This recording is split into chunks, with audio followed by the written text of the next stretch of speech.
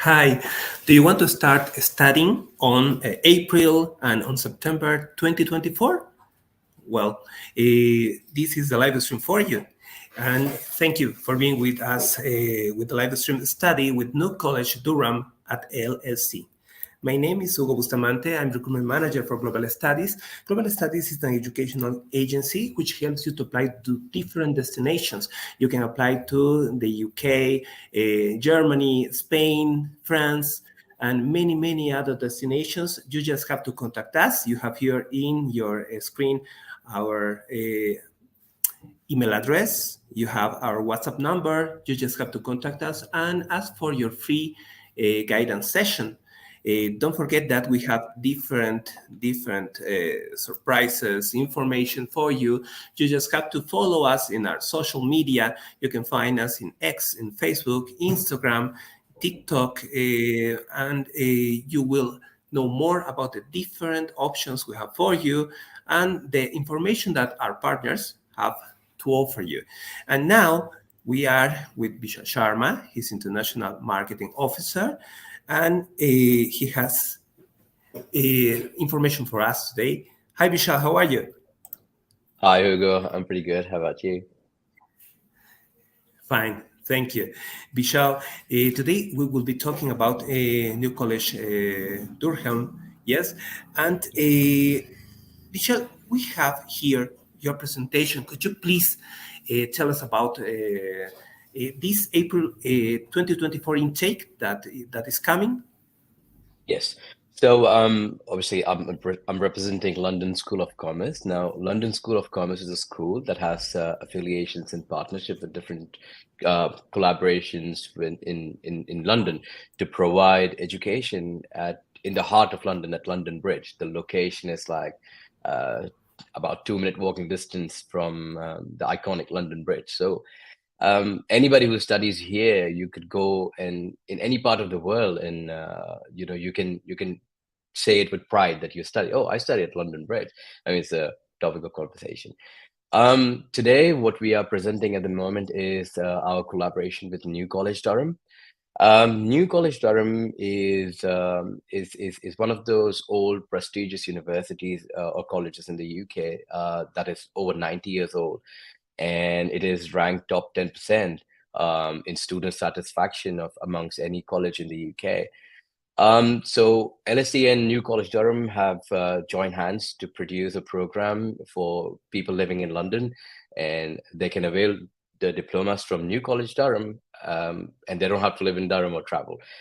Now, New College Durham is running a 2 year program, so it's not something where there's a big commitment required, especially for people who are mature students, especially anybody who's 25, 26, 27, 30 years old, who married with kids. Life is difficult, and people feel stuck. Okay, I need to grow in life.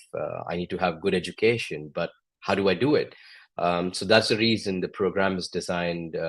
It's a short course for 2 years, after which students can study 1 year bachelor's anywhere and have a bachelor's degree. So I'm presenting the next intake with New College Durham, that is in the month of April. Um, so brings me to my first point. Why specifically LSE? Why specifically London School of Commerce? Um, Established in 1999, as I mentioned, it's in the heart of London at London Bridge. LSE is also accredited by ASIC, which is Accreditation Service of International Colleges, for independent colleges in the UK. Um, stud- Institutions have to go through a rigorous process to become the member and get accreditation from ASIC, and LSE has got it. LSE has got about over 6,000 students who have previously graduated, and the student age group ranges between 21 and 55. So, if you feel that, oh, am I too late? And should I get into education now? I'm not a kid anymore. Well, there is no time to change your life, and there's no time to educate yourself, or there's no age cap. You can start your new life. You can, if you're bored of current functionality, you can always try to flip and still try to do something what you what you like to do, what you have passion to do about. Um, LSE also has, I mean, as a brand, London School of Commerce is not just restricted in within the United Kingdom. LSE has campuses in the UK, in Malta, in Serbia, in Sri Lanka, in Bangladesh, which means what I'm trying to say is this is a brand that you can invest in. You can invest your time, your effort, your money, because you know that at least in those countries, if you go, people are not going to raise their eyebrows like, oh, you don't know about LSE because there's an existence. So it is one of the international multinational institutions that you're signing up for. LSE also has a lot of facilities for students. For example, students who are struggling, if there's a language barrier. For example, if you speak Spanish strongly and you feel, well, I don't know how to do assignments because Spanish is my first language, I'm struggling a bit. There is a service that you can avail called teaching assistant. Teaching assistants can assist you to understand the lectures if you don't understand in the class. Teaching assistants can teach you how to do your assignments. They can try to help you, like to understand. I'm struggling so much how to make an assignment, how to make an essay, how to study. Oh, I'm coming back to education after 10 years and I don't know how to do it. I've lost practice. And this is where the teaching assistants are going to come in picture. So LSE does have a facility that you can avail like that. Um, LSE also has a physical library that you can go and read books or thesis or previous dissertations that the students have done, previous essays that the students have done, to get a rough idea of how the British education system is designed. Because there are parts of the world where you just have to open a book, read and memorize your answers, and go to the exam and write the answers, and you pass. In the UK, things don't necessarily work like that. You have to. It's more of a practical, hands-on education. So you have to go online or you have to read a book. You have to understand the whole concept, and then you have to write an assignment without copying. Things if you don't copy, it's called as the non-plagiarized work. A plagiarized work would be something that is copied from a book or copied from internet and pasted in your assignment. Plagiarism. So again, as I said, teaching assistants can help you to understand on how to do things. So books. There is an online library that you will be getting an access to, where you can access about 14,000 different books and journals and articles. So um, you are in this mind frame that you have a lot of support in terms of reading, learning, a helping hand to talk with. There's a computer or an IT lab. If you don't have a computer at home, you can avail the services of the IT lab to do your assignment, and there's a printer attached to it. So you don't have to worry about anything. To study, you have library. To teach, you have a teaching assistant. You have a teacher sitting in the class. You to do your assignment, if you don't have a laptop, there's an IT lab. You're still struggling with it, there's a printer. So the environment is designed in a way where you can thrive and grow and nurture yourself. And that's why LSE is one of the first highly trusted colleges in the UK. Now, what about the partnership with New College Durham? So why specifically you should go for a program for New College Durham? LSE also has other partners, but why specifically New College Durham? Brings me to my initial point, established in 1921. I mean, it's way older. It's recognized by Ofsted. It's top 10% colleges in the UK. So you can take pride and say, oh, well, I studied in top 10% colleges in the UK and the location was at London Bridge. So this is a completely well designed education that you are going to sign up for if you sign up for it.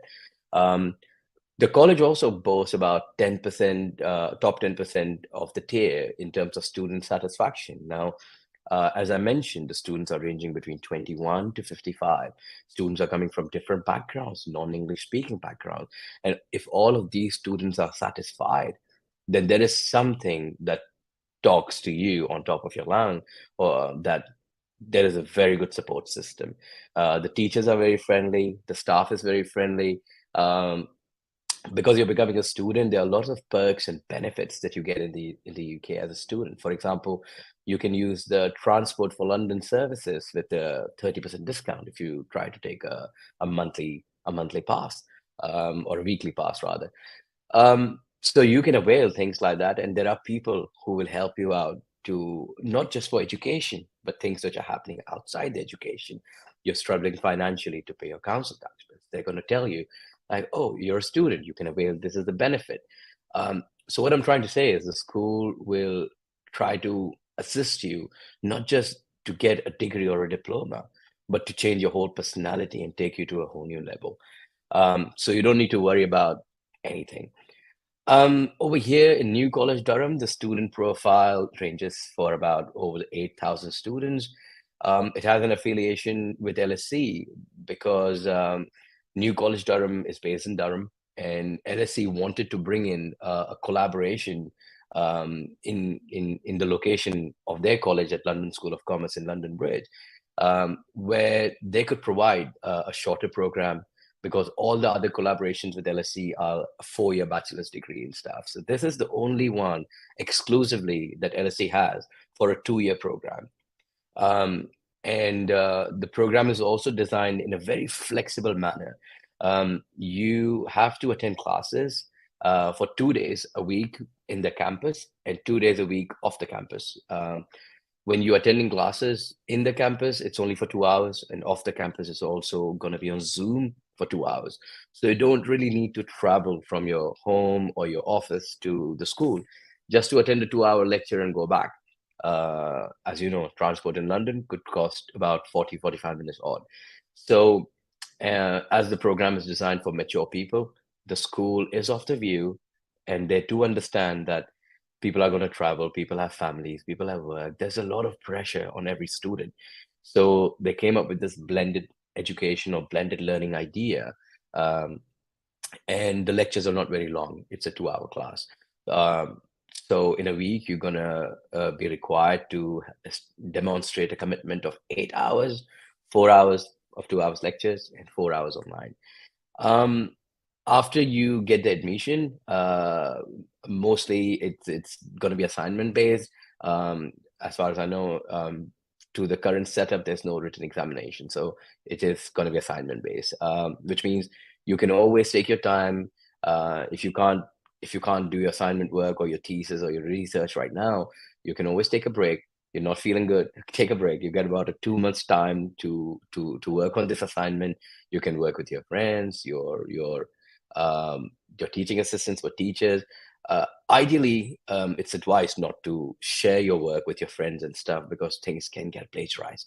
Your friend might just help you and read your answer like 2 or 3 lines, and when they are doing the same assignment, they might type the same 2 lines exactly how they read it, and then your work is plagiarized. So ideally, not share it with friends, but you can always brainstorm, like, hey, how are you doing? How are you doing? How you're collecting the data, or how you're doing the research? What articles are you checking? What journals are you reading? And so try to have a wiser way, so you don't find yourself in a pickle that, oh, my work is plagiarized. What do I do? So for that reason, as I said, the best way to do it would be the teachers that teach you, the teaching assistants, the librarians, the IT lab staff, um, someone who's not a student. But with the students, try to be cautious about things. Um, Now, as I mentioned, that the program is going to be 2 years, but I haven't really explained in depth of what are the courses or how this courses are designed. So first of all, let me just show you how the courses, what courses we have. The first course we have is FDA Business and Management, which is the foundation diploma in business and management. The duration of the course, as I mentioned, is 2 years. Next intake that you're going to be targeting is in the month of April. Um, a point to be noted that the deadline to apply for this course is 29th of Feb, but I would advise everybody to not wait until the last week of the deadline and try to get in touch with Hugo or Global Studies as soon as you can and ask them what documents are required, provide your documents, and try to get interview booked as quick as you can, ideally before 21st of Feb. because a lot of students would be applying for the student finance education loan in England, and that process could take a bit of time as well. The tuition fee for this course is going to be £9,000 a year, and upon completion of the course, after the 2 years, you're going to be qualified to study the final year of bachelor's in any university in the UK. Now, education in the UK is designed on the basis of levels. You have GCSEs, which is equivalent to a high school or a baccalaureate or a brevet in France, or an attestat in Russia.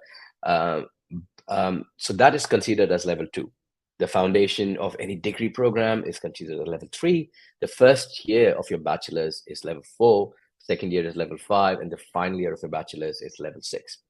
Now, this course is going to welcome you on the program at a level 4 entry. So you're going to do 4 and you're going to do 5, which means that one more year and you complete your bachelor's degree. So for the 2 years that you're with us, we will try to give you the best of our knowledge transfer and try to make an environment where you can conducive for you to learn and grow and nurture. So when you fly off the nest for the final year bachelor's in any university, if you decide not to be with us, then you are well equipped and you are no less than any other British student in the UK sitting in your class right next to you in your final year of your bachelor's. The requirement of this program is pretty much straightforward. Students who are applying have to either be British nationals or you have to be a European national from the EU or an EEA zone. Candidates who are having a legitimate stay in the UK, you need to check out if you have access to public funds, which brings me down to candidates who have refugee status, candidates who are living in the UK on the Ukrainian refugee scheme, candidates who are married to an EU national or a British national. You need to check your BRP. If you have access or recourse to public funds, then you can avail the Student Finance England's public funds and pursue this program. The age group of this course, as mentioned, you have to be at least 21 years old, and you have to be less than 55. Candidates who are 18 years or above. Now, I cannot guarantee this. This is on the basis of the admission team of New College Durham, but you can try to apply, provided you have level 3 at least, which means you should be having at least a baccalaureate or a bachiller or an attestat with you. And then we could try, but that's not the guideline that the school has given. But there are some students who are extremely good, and sometimes the university may consider because you're a gifted student. So don't refrain, try to apply, and we'll try to see what we can do. The next course that we have is FDSC, Supporting Innovation in Health and Social Care. That's Foundation Diploma in Science of Supporting Innovation in Health and Social Care. The course, again, is a 2-year course starting in April. Now, after you finish this course, you can get entry for final year Bachelor's in Health and Social Care, Health, Wellbeing and Social Care, Bachelor's of Social Care, Bachelor's of Public Health Education. You can go directly to the final year of those bachelors. And the entry requirements are more or less the same. You got to be 21 to 55, less than 21, must have a level 3, and you must have a legal, legitimate status in the UK. And that's how you can enroll on the program. That brings me down to the admission flow. How can you apply, or what sort of questions would they ask me? Or you might have a lot of questions in your mind right now. It is very important to understand the flow, so you don't get you don't get lost in the system or in the translations. The admission process goes in a way that first we have to verify that you are a bona fide entity. So what we do is we send our students a verification link on their emails and their phone numbers. All you got to do is click on that link and so you will receive an email from LSE with a link of verification. You got to click on it, email verified. Similarly, you're just going to receive an email, a text message on your phone, the number that you provide us. You just got to click on the link on the number, phone number verified. Now, once your verification process is complete, you are a verified entity on the system of LSE. We then have to now upload your file. Um, for this reason, I would advise you to get in touch with Global Studies and send them all the required documents as soon as you can. The required documents involve a copy of your passport. Now, make sure that all the four edges of your passport are visible, because sometimes when you're taking a picture which has a glare, when things are not legible or readable, it becomes very difficult for the school to process the file further because they can't read or confirm the information. So make sure the pictures look pretty good. If you're using a mobile phone, try to press in the center, let the camera focus, and then take a picture. Also, make sure all the four corners are visible. If not all the four corners, at least like there is no information which is missing. Um, Usually, passports have two line of machine readable data at the bottom, and students tend to miss that. Avoid that. Um, you would need to provide a proof of address. A lot of students, what they do is they potentially tend to live outside London, and sometimes you have not really changed your address in your bank and your local council office and stuff like that. So try to provide the proof of address, which is the most accurate at this point of time, because that's how the school is gonna evaluate some students that are living more than 1.5 hour of proximity from the school.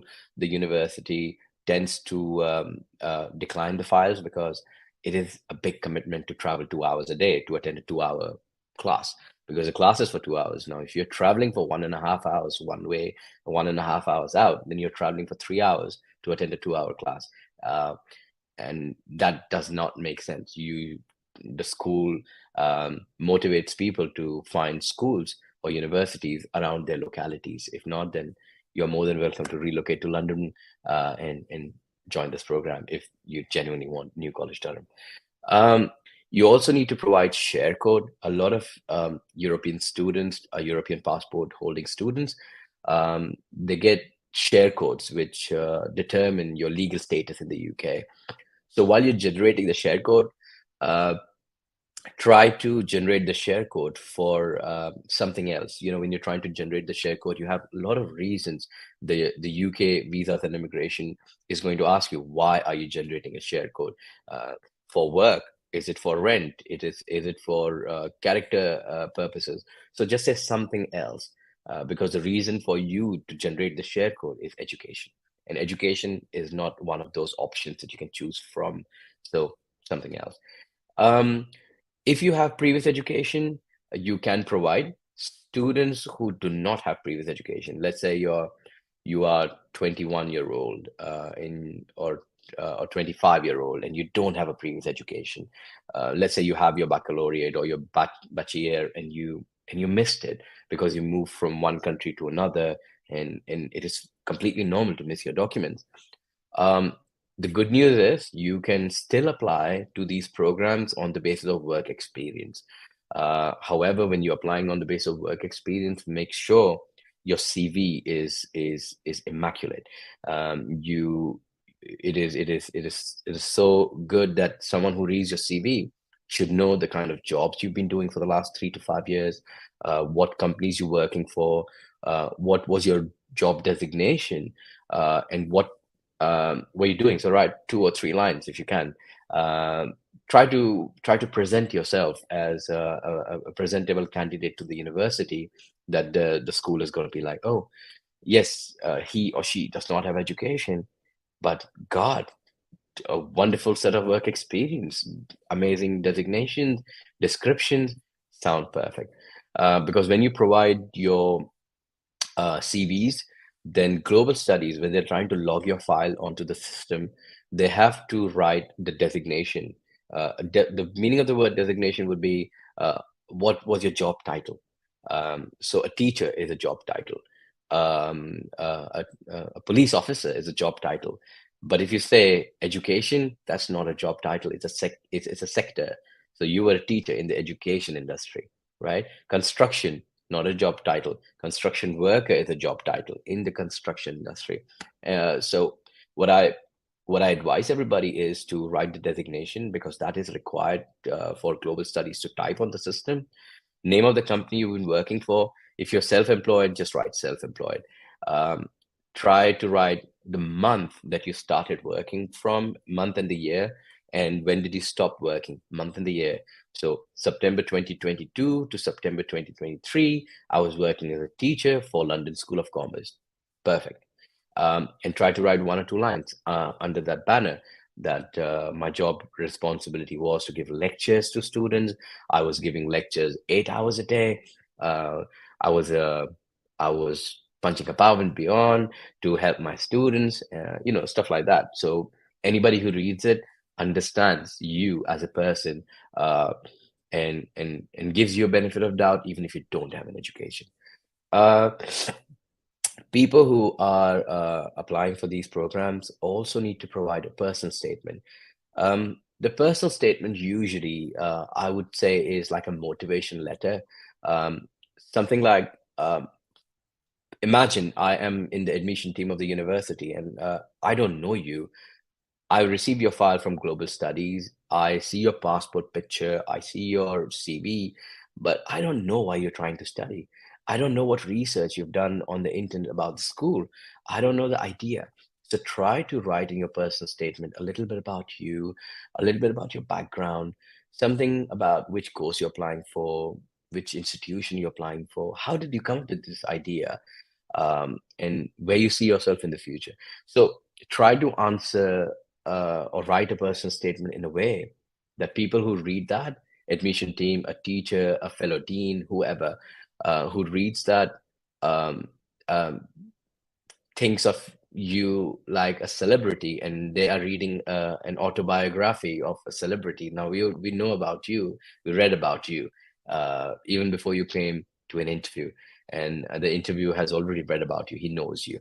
Sometimes they like things so much that a good personal statement, you will end up just passing the interview because you wrote the personal statement in such a beautiful way that the whole process, the whole reason why you're studying, why you're choosing this course, why this institution, all of those questions are, by the way, the questions that the interviewer will ask you during the interview.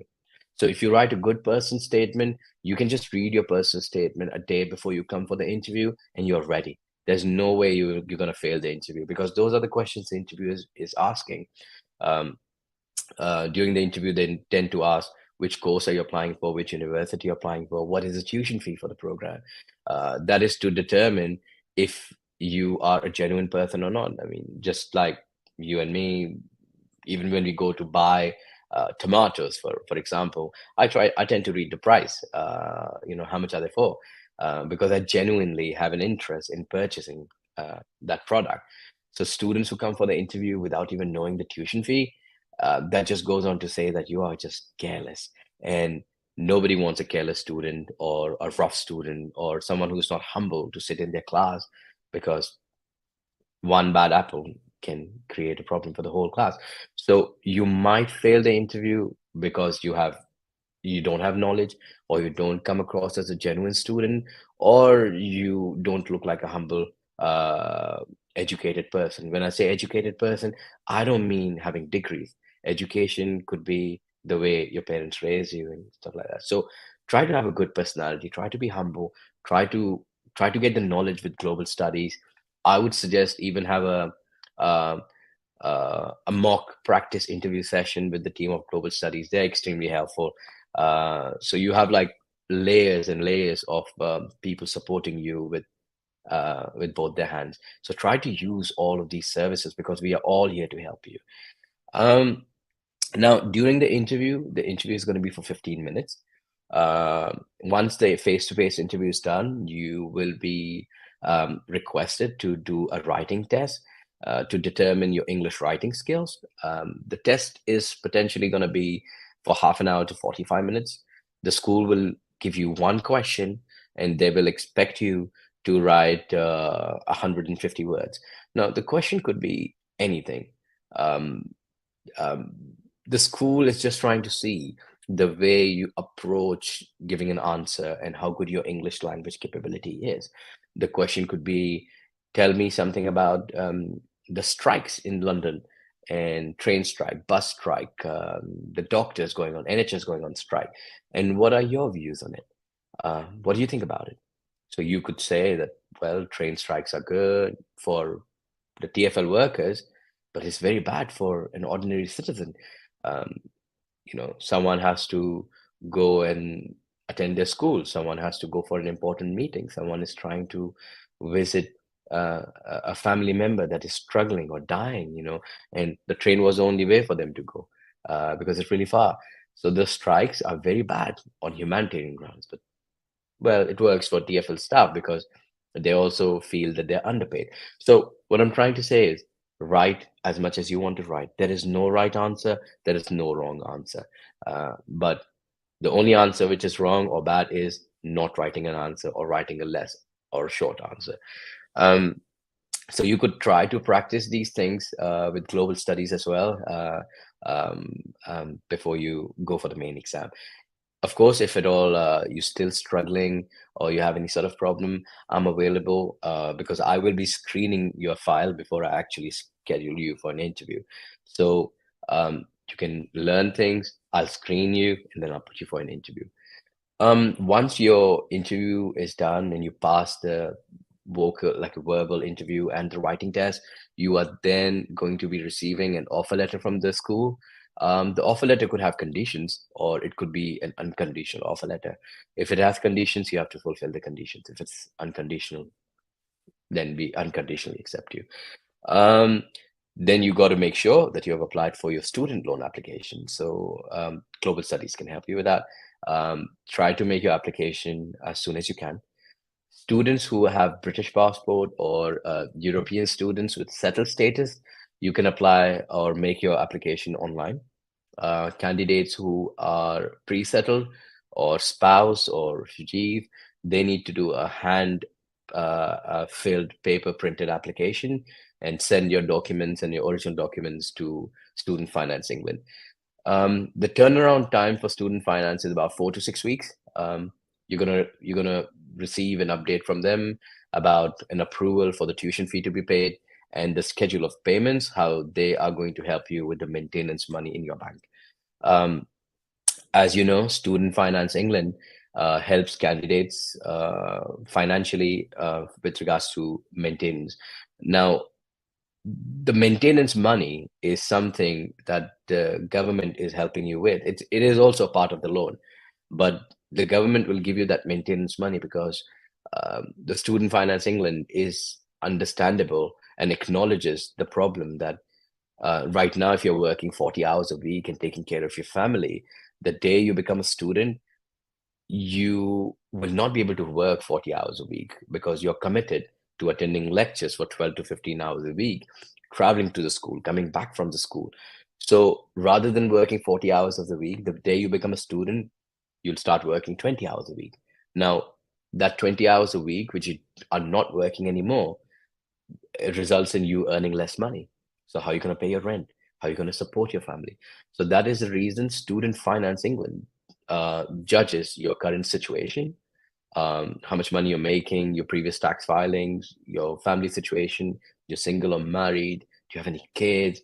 And then they come up with the magical number that, oh, we think that you need to get £15,000 every year from us in your bank, which is not going to hinder your education and you will complete your education. Of course, as I said, it's still a part of the loan, but at this point of time, this money is going to help you to complete your studies. And you can pay the money back as when you finish your program. To repay the loan money back, you need to earn up to a threshold and you need to earn more than a threshold. So for instance, if you're earning less than £25,000 a year after you complete the course, you don't have to pay anything back because London is a very expensive city. And then the government understands that less than £25,000, you're not going to be able to sustain life. So more than £25,000, then they expect you to pay 9%. So for instance, let's say a candidate called Carlos has has completed the course, is now earning £26,000. That extra £1,000 that Carlos is earning, he has to pay 9% of that in a year. So 9% of £1,000 is £90. That is about £7 roughly a month. So you're gonna spend £7 a month to student finance, and you can earn your £26,000 a year. So similarly, your whole repayment structure is going to be designed. So once the student loan application is done and you're very clear about the loan application, you're very clear about education, got your offer letter and everything, you are now in a position to enroll and register with the school. So you just have to come on the day of registration. They're going to take your picture, print your student ID card. They're going to provide you with the choice of the timetable if you are an early bird. But if you are joining 20, I mean, if you join the program at the later stage, then you will get approval at the later stage, which means all the good timetables and the batches are already taken by the students who passed the interviews before you. So then you may not be in a position to choose your timetable.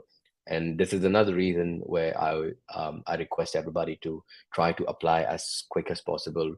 Make sure your documents are good, because if your documents are missing, your CV is not right, then it delays the process. That, let's say Hugo will call you back, your passport is not good, because he cannot come to your house and take a picture of your passport.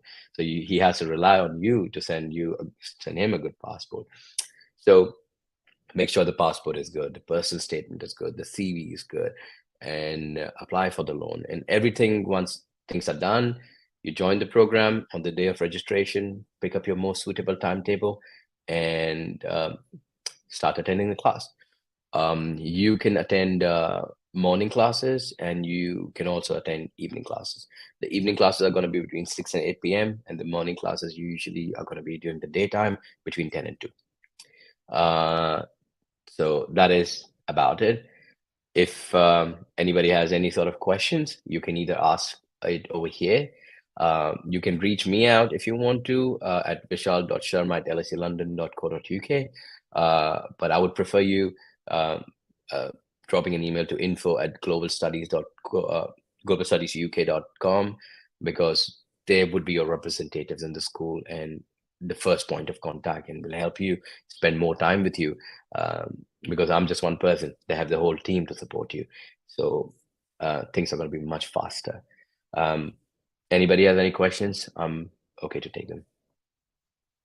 Thank you, Vishal. Thank you for this explanation. And yes, we do have some questions, please. Vishal, about the English tests that are accepted for the admission process, could you please explain a little bit about this? Right.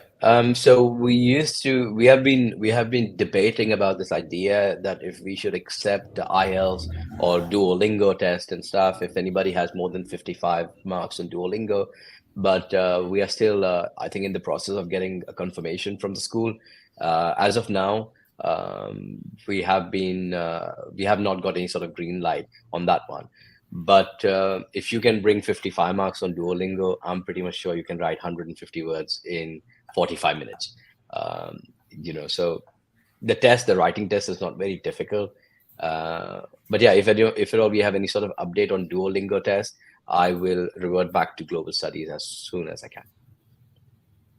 No, thank you, Vishal. And really, you gave us a lot of information. I think it is good for all the students that want to apply to take all this information.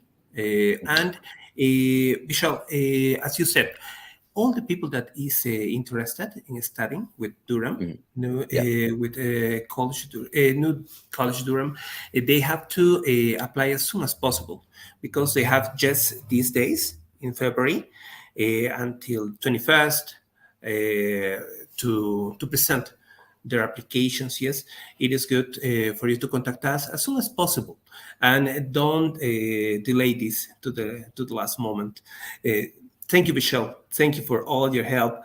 And to all the people that was watching this live stream, and we are here to help you with all the application process. Vishal will help us too. And don't forget, apply as soon as possible with all the documentation that Vishal was informing you. Well, thank you, everybody. Thank you for being with us today. Thank you, Vishal. And we will be happy to help you with your application process to New College Durham. Contact us. Okay. Bye, everybody. All right. And thank you. bye, Bye. Vishal. Thank you. Yes, thank Thank you you for again. being Bye. with us today. Yes, bye. Bye.